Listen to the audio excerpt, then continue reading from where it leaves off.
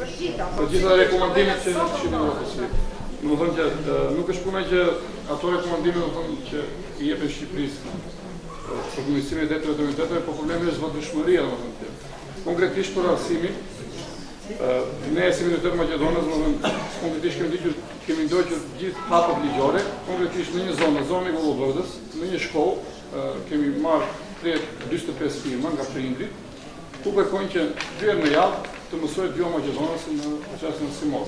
Dhe kemi ndjekur gjithë procedura nga shkolla, zyra arsimore, bujqiz, drejtoria rajonale peshkupit dhe tek Ministria e Arsimit.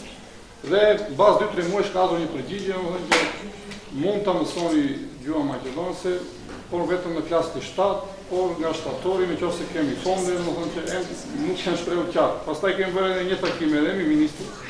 Edhe ai ka dhënë një përgjigje siç e ka dhënë, edhe Elsa e ka ndjekur këtë problem, pastaj kemi angazhuar. Paradoksi është se ministri është nga i fshatë. Se në ka që paraqykojnë, mohojnë ekzistencën e donër që kalon. Dhe tani do presim shtatori prapë një peticion do ta kërkojmë. Problemi është si do të këto rekomandime ne të vinë në zbatueshmëri në vitën e përditshme, domethënë që edhe konkretisht për sa i përket kulturës së minoriteteve, konkretisht Shqipëria përpara 3 vjet ka ngritur një komitet për mbrojtjen e kulturës së minoriteteve dhe diasporës shqiptare, pra Ministrisë së Kulturës.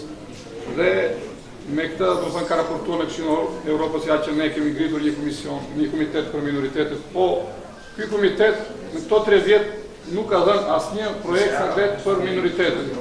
Vitin e parë kishte aplikuam, nuk na dhanë asnjë projekt. 2 vjet s'kan bërë as konkurs, domethënë që atë aplikohet.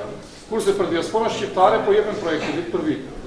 Po për minoritetet nuk jepen asnjë projekt. Dhe justifikohet tek Këshilli i Evropës se ne i respektojmë minoritetet, kemi komitetin për mbrojtjen e kulturës së tyre, po ai komitet është vetëm në letër. Këto fakte janë okay. Pra në një farë mënyrë institucionet ndërkombëtare punojnë në krah të qeverisë dhe i rekomandojnë atyre. Por atje ku ja u do puna pastaj vën kushte që po su bën këto s'ka ecje përpara, atje ku s'ja u do puna rekomandojnë. Dhe zakonisht kështu ecin me 2 standarde. Dhe unë nuk besoj që duhet të ketë ndonjë shpresë nga institucionet ndërkombëtare në kuptimin që sigurisht që ato janë të nevojshme, sigurisht asistenca e tyre është e nevojshme, por duhet më shumë presion nga ana juaj dhe nga ana jonë që institucionet kombëtare jo vetëm të rekomandojnë, po edhe të detyrojnë qeverinë që nëse ky vend duhet të bëhet pjesëtare dhe antare e Bashkimit Evropian, sigurisht që duhet të plotësoj kushte dhe jo thjesht të pranojë rekomandimet e tyre. Ne jemi më të hapur si pushtet lokal ndaj kërkesave të pakicave. Nëse unë dëgjova këtu për jush që bëni kërkesa për të hapur disa klasa në një gjuhë të një pakice dhe Ministria heziton që ta miratojë ose edhe pengon këtë proces, ne jemi shumë të hapur sepse jemi shumë të dëshiruar që kjo gjë të ndodhë në qytetet tona. Jemi shumë të dëshiruar sepse ne ndjejmë më afër nevojat e qytetarëve tanë. Në Pogradec unë do doja shumë që të kishte shkolla për mësimin e gjuhës maqedonase, sepse unë i pari fëmijët e mi do t'i çonja me shumë dëshirë që të mësonin maqedonisht, sepse ne jemi vetëm një gjysmore larg nga Ohri. Do të thotë që nëse bashkëshortja ime, unë edhe fëmijët shkojmë fundjavave ande dhe bëjnë edhe pak pazar, sigurisht që kanë vështirësi komunikimi dhe bashkëpunimi. Dhe sigurisht si mund të shkojë fëmia im në një dyqan vet, kur ai nuk di gjuhën për të komunikuar dhe përpiqet me shenja dhe me gishta me disa njerëz që unë i kam më afër se sa Prinsin, se sa Korçën, se sa Elbasanin apo ku ta di unë. Pra ne duam të zhvillojmë turizmin rajonal, ne duam që njerëzit të lëvizin në Ohër, në Strugë dhe në Pogradec, por nëse ne s'komunikojmë dhe s'kemi gjuhë të njëjtë komunikimi dhe të merremi vesh, nuk e di si mund të zhvillojmë turizmin edhe të rrisim mirëqenien. Edhe as këtë si shembull për të thënë që ne jemi shumë të dëshiruar që të kemi këto shkëmbime, ndërkohë që qeveria qendrore me siguri mendon që po na rriten minoritetet, po na rriten pakicat, do kemi shumë të huaj edhe ka ndonjë antar të minoritetit të Këshillit të Bashkimit? Dhe e dyta, a ka ndonjë drejtues të Bashkimit nga minoritetet?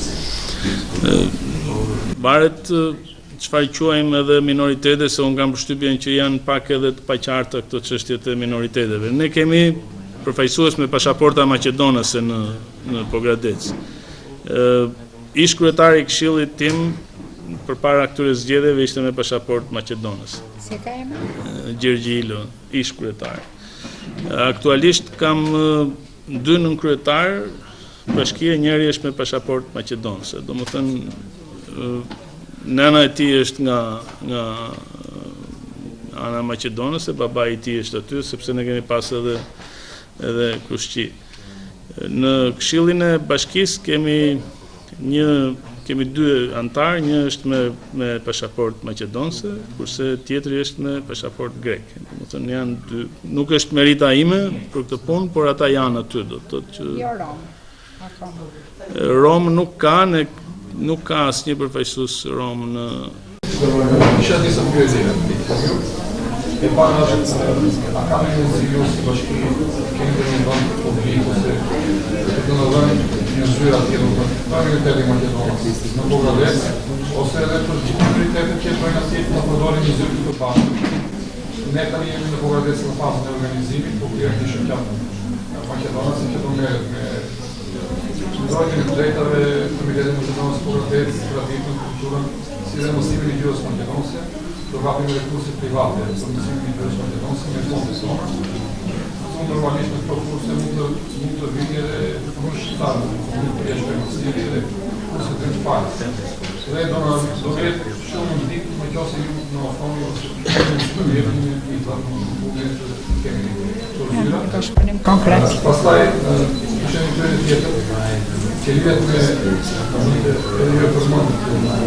Po ju në qoftë se doni të kemi dëshirë së bashku me Këshillin Bashkiak, mund të bëni një gjë konkrete në disa projekte në buxhetin e bashkisë për minoritetet, fonde të vogla, besoj që kam mundësinë me disa milionë të vjetra, të bëjmë një aktivitet për vjerin do shtojnë një festival për minoritetet në Bogradec, do një projekt konkret, që me fonde minimale, por që të duket që bashkia, do të kujdeset për minoritetet, ju e përmendët që ka Maqedonas persona me pasaportë maqedonase, po nuk e dheja si deklarojnë ata janë prej Statit të Maqedonës, po deklarojnë se ne kemi këtë problem në Shqipëri, tek minoriteti maqedonës, por se në minoritete të tjera, se janë punësorë në institucione shtetërore ose lokale, nuk frekojnë që janë Maqedonës.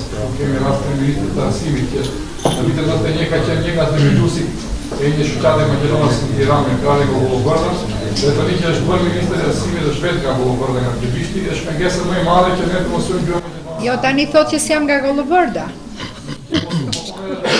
Pengesë më e madhe për mësimin e gjuhës maqedonase. Dhe është mirë të sigurohet që ishin nga një mësues të minoriteteve që deklarojnë që janë të tillë. Për shembull, një profesor që vetë Maqedonës që deklaroi që është minoriteti maqedonës, për që nuk ka frikë të deklarojë opsinë e tij, dhe që të jetë pikë kontakt me Ministrinë Maqedonës të Bogradec, edhe ju vetë sekretar bashkie, po jo vetëm nga Ministri Maqedonës, por edhe nga Roma dhe gjithë janë vlekë që janë të siguruar. Po e nis nga e fundit. E thash nënkryetari im është me pasaportë maqedonëse, me toka me prona në Ohër, kanë ndjekur procedura gjyqësore, janë kthyer pronat edhe është në proces marrëveshje me kompani ndërtimi e kështu me radhë. Do të thotë që është me pasaportë maqedonëse, flet maqedonisht, edhe nuk e fsheh as pak që është pronari disa tokave në Ohër. Do të thotë që për mua është person shumë i rëndësishëm edhe shumë i hapur për të bashkëpunuar. Në lidhje me buxhetet, unë po them që për momentin Bashkia e Bogradecit dhe gjithë bashkitë e tjera kanë para vetëm për të paguar rrogat e punonjësve dhe absolutisht asnjë mundësi tjetër. Ka qenë situata shumë më mirë, jam i bindur që do jetë shumë më mirë dhe në momentin që do jetë shumë më mirë, ashtu sikurse ka qenë, do ketë edhe fonde të tilla. Unë me romët, për shembull, kemi festuar gjithmonë festën e romëve, kemi bërë koncerte. Unë po jo vetëm në prill, po edhe për vitin e ri, edhe për 8 marsin, edhe për Shën Gjergjin, edhe kemi bërë aktivitete jashtë, jemi futur në liçen edhe kemi bërë vit pas viti. Ka një vit, 2 vjet që nuk bëjmë më sepse në buxhetin tonë është katastrofë. Domethënë me zor të madh paguajmë rrogat e punonjësve. Por sigurisht që do përmirësohet situata. Në lidhje me ambientet, ju mund të vini që nesër të merrni ambiente, por me një kusht që nëse do merrni ambientet, i merrni falas, ti përdorni për këtë qëllim.